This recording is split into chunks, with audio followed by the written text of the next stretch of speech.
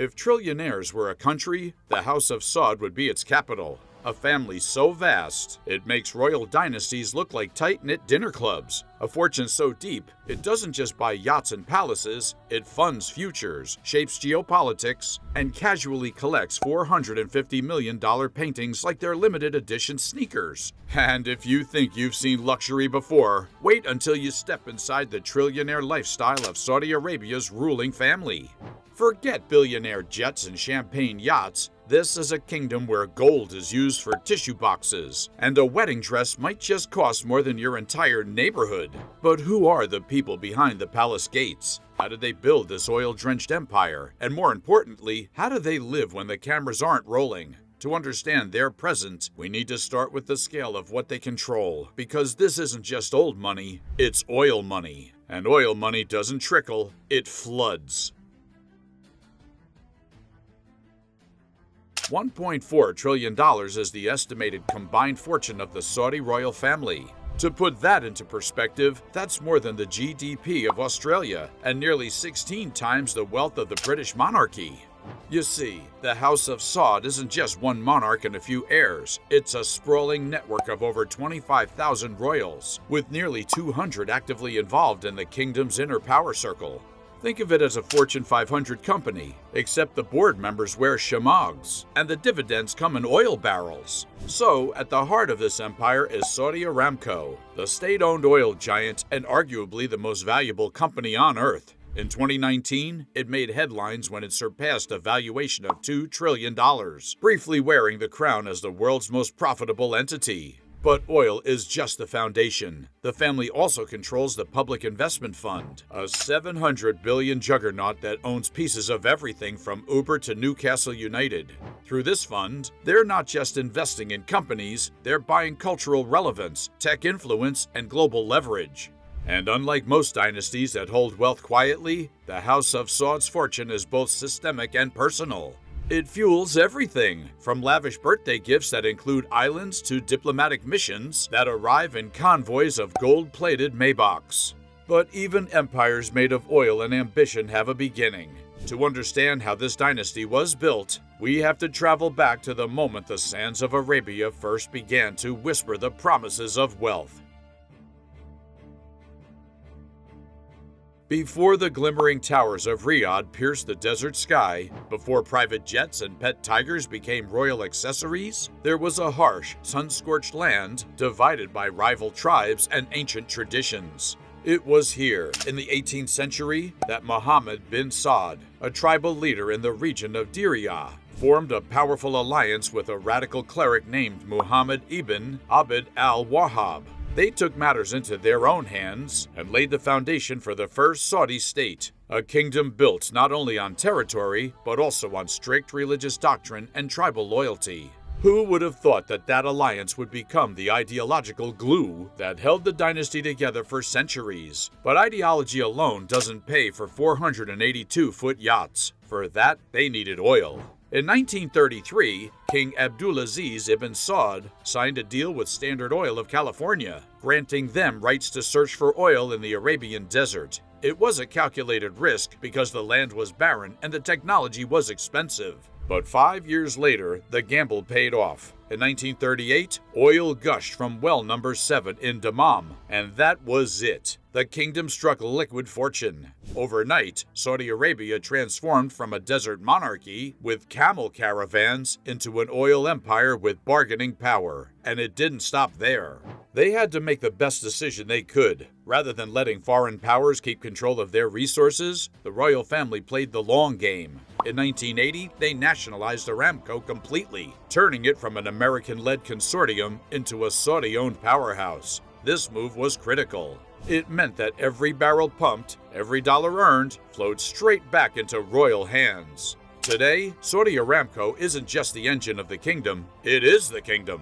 With over 270 billion barrels of oil in reserves and daily output rivaling entire nations, it generates hundreds of millions of dollars in profit every single day. In 2022 alone, it reported net earnings of $161 billion, more than Apple, Amazon, and Google combined. But it wasn't just oil. The House of Saud had used its sovereign wealth to diversify. Through the Public Investment Fund, the royal family has quietly acquired slices of some of the world's most powerful companies: Uber, Disney, Boeing, Microsoft, Meta, and luxury hotel chains. They even reshaped the world of sports, like Live Golf and Newcastle United. And when the money flows faster than you can count it, what do you do with it all? For the House of Saud, the answer begins behind palace gates, in homes where luxury is a lifestyle.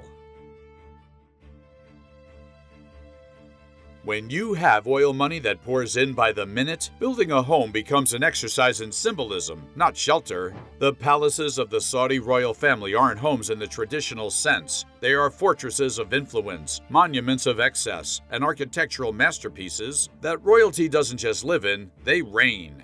Start with the Al Yamama Palace in Riyadh, considered the administrative headquarters of the monarchy. It's less of a residence and more of a royal compound, with over 400 rooms, gold-plated conference halls, and Italian marble corridors so pristine you'd think time itself slows down here. There, royal decrees are signed beside 17th century tapestries, and global leaders sip Arabic coffee beneath chandeliers that cost more than most people's homes. Then there's Al Salam Palace, a more private sanctuary surrounded by lush gardens and security gates so tight, even drones avoid flying too close. It's where decisions of state are made discreetly, with velvet curtains drawn and voices lowered beneath domed ceilings. But these aren't just their addresses in Riyadh. The luxury doesn't stop at the kingdom's borders. In 2015, Crown Prince Mohammed bin Salman reportedly purchased the Chateau Louis XIV near Paris for $300 million, an estate modeled after Versailles, complete with a moat, indoor and outdoor pools, a private cinema, and a wine cellar capable of storing 3,000 bottles, even though alcohol is banned in Saudi Arabia. And in the United States, there's the Chateau des Lumières in Virginia, with 13 bathrooms, 8 master suites, and a private spa. For most, this would be the crown jewel. For the Al Sauds, it's Tuesday. You see, the most extravagant detail is that each palace reportedly maintains its entire staff, including chefs, florists, and even fragrance designers. But while the palaces anchor their royalty on land, the real extravagance begins when the wheels lift off, or the anchors rise. Because when you're worth $1 trillion, the sky isn't the limit, it's just the beginning. In the House of Saud, luxury is not an accessory, it's a tradition. While the men of the family often appear in tailored thobes and embroidered bishts, don't be mistaken. Beneath that traditional exterior lies an empire of fashion indulgence, one that spans continents, commands exclusivity, and redefines limited edition. Let's start with the women of the royal family, who, despite rarely appearing in public, are whispered to be some of the top clients of the world's elite fashion houses. Take Princess Amira Al Tawil, known for blending modesty with high fashion. She's been seen wearing custom-made Elie Saab gowns, with prices often starting at $20,000 per piece. For special occasions, these gowns are elevated with hand beading, rare fabrics, and color schemes dyed to match a single gem in a tiara. Saudi princesses have been known to purchase entire collections from Dior, Valentino, and Chanel during private showings in Paris, with bills that exceed $1 million per session, per person. Now let's talk bags. The Hermes Birkin is already a status symbol, but for the House of Saud, it's a collectible category. Some own the Himalaya Birkin, crafted from albino crocodile skin, encrusted with 18-karat white gold and diamonds. One of the most expensive handbags in the world, valued at $500,000. Multiple versions and custom color palettes sit in walk-in vaults the size of apartments. Let's move on to jewelry, because that's where things get biblical. At a recent family wedding, a Saudi bride reportedly wore a diamond choker valued at $12 million, paired with a custom ruby-set headpiece sourced from a private Cartier archive. These are not accessories. These are heirlooms of the monarchy, curated over generations. And while the West marvels at red carpet bling, the Saudi royals are quietly acquiring crown jewel-level gems behind palace walls. In 2013, one Saudi prince reportedly bid anonymously at Sotheby's for the Graf Pink, a 24.78-carat fancy vivid pink diamond. It sold for $46 million, setting a world record at the time. Whether or not it now resides in Riyadh remains a topic of whispered debate. Then there's the art. Leonardo da Vinci's Salvator Mundi is indeed a part of the Saudi Crown Prince's art collection. It was purchased in 2017 by Prince Badr bin Abdullah for a record-breaking $450 million. While the official buyer was Prince Badr, many believe the acquisition was made on behalf of the Crown Prince, Mohammed bin Salman himself. But the collecting doesn't stop there. Within private libraries, you'll find handwritten Qurans from the 8th century, some valued at over $5 million per manuscript, preserved in climate-controlled rooms with restricted access. But while their wardrobes rival museums and their jewelry drawers require bank-level security, the true stage for Saudi opulence is in motion, where the cars glitter, the jets float like palaces in the sky, and the license plates alone are worth millions. For most people, a car is a way to get from one place to another. For the Saudi royal family, it's a rolling declaration of status, wealth, and sometimes power that purrs. Take Prince Turki bin Abdullah, for example. His car collection didn't just make headlines, it became a global spectacle. He famously cruised through the streets of London in a gold-plated Lamborghini Aventador, a Rolls-Royce Phantom Coupe polished to a mirror finish, and a monstrous Mercedes-Benz G63 AMG 6x6, a six-wheeled luxury beast, valued at over $1.2 million, more suited to a war zone than a shopping district. These weren't just collector's items, they were statements on wheels, and Prince Turki's flair wasn't limited to ownership. He reportedly had his entire fleet of gold-dipped supercars shipped to London for a single summer. The cost of transporting them is equivalent to the price of buying new cars. They are being transported for between $50,000 and $100,000 per car. That's before a single tire kissed the tarmac. Meanwhile, Prince Badr bin Mohammed quietly owns some of the most elite vehicles ever built. His garage houses the Bugatti La Voiture Noire, a one-of-one supercar with a sleek jet black finish and a record-breaking price tag of $18.7 million, making it the most expensive new car ever sold. Alongside it, he maintains an enviable collection that includes a Ferrari LaFerrari Aperta, an Aston Martin 177, and multiple Pagani Huayras, each customized to royal specifications. And then, there are the jets. Crown Prince Mohammed bin Salman is said to travel in a highly customized Boeing 747, valued at around $500 million.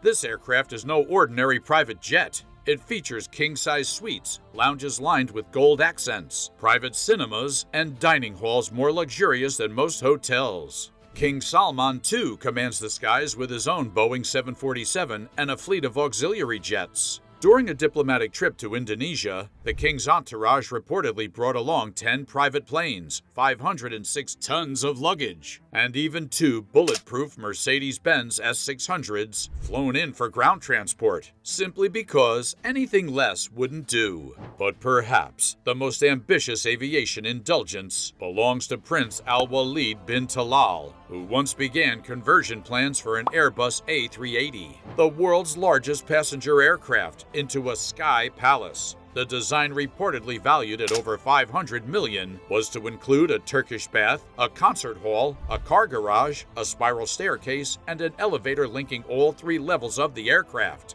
Yes, an elevator on a plane. Of course, all this skybound splendor needs somewhere to dock or float. That's where the Royal Yacht Collection sails in.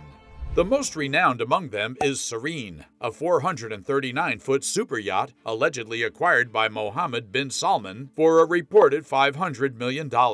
This aquatic palace boasts 2 helipads, a saltwater swimming pool, a snow room, a climbing wall, a submarine hangar, and even an underwater viewing room. But her most striking feature is the floating art gallery that once displayed Leonardo da Vinci's Salvator Mundi. Yes, the $450 million masterpiece mentioned earlier, sailing through international waters like a drifting museum. You see, that is not all. There is also another $300 million mega yacht called Al Salama, outfitted with a cinema, a hospital wing, a beauty salon, and a private prayer room. It's not just a yacht, it's a sovereign vessel. Then there's the Prince Abdulaziz, a staggering 482-foot behemoth that was once the largest yacht in the world. Its upkeep alone costs an estimated $10 million per year, and it can accommodate dozens of guests in royal-grade luxury. Now, you see, these aren't all just leisure toys. They're floating and flying kingdoms, designed to show power. But luxury doesn't stop at horsepower and helipads. It extends into the parties they throw, the islands they rent, and the impossible guest lists they assemble. I mean, for the royals, events aren't hosted, they're engineered. Guest lists are curated with the same precision as military operations. Locations are scouted across continents, and budgets are non-existent, because when a trillion-dollar treasury backs you, there's no such thing as overspending. One of the most talked about royal spectacles took place in 2015, when Crown Prince Mohammed bin Salman reportedly rented out an entire private island in the Maldives for a single vacation. The price tag was a cool $50 million. For that sum, he flew in 150 fashion models, staffed the island with luxury chefs and attendants, and secured entertainment from global artists like Pitbull, Afrojack, and Psy, all performing to a crowd of less than 200 people. And that's just one weekend. But it's not just about the flash. The Al Saud family has also turned their immense wealth into cultural leverage. They are patrons of global art, sponsors of tech festivals, and behind-the-scenes influencers of Hollywood productions. Through strategic investments, they've made quiet but firm entries into the world's most powerful entertainment and media companies. And then there's the diplomacy wrapped in generosity.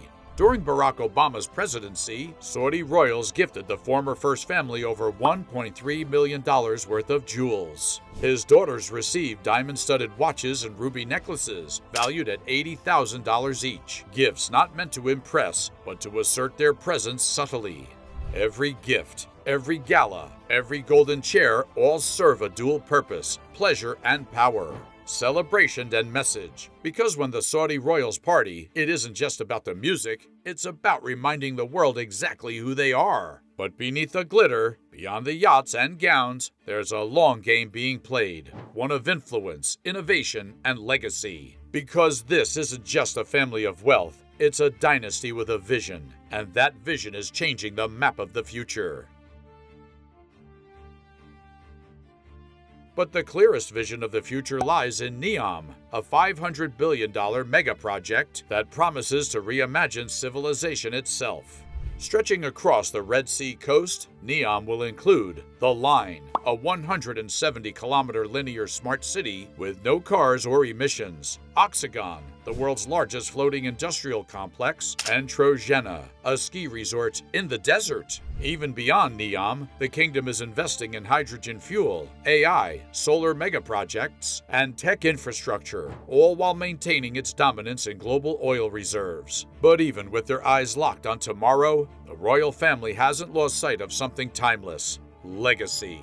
In 2015, Prince Al-Walid bin Talal pledged to donate his entire $32 billion fortune to humanitarian causes through the Al-Walid Philanthropies Foundation, which will impact over 90 countries in the areas of health, education, and disaster relief. Talk about letting your money speak for you.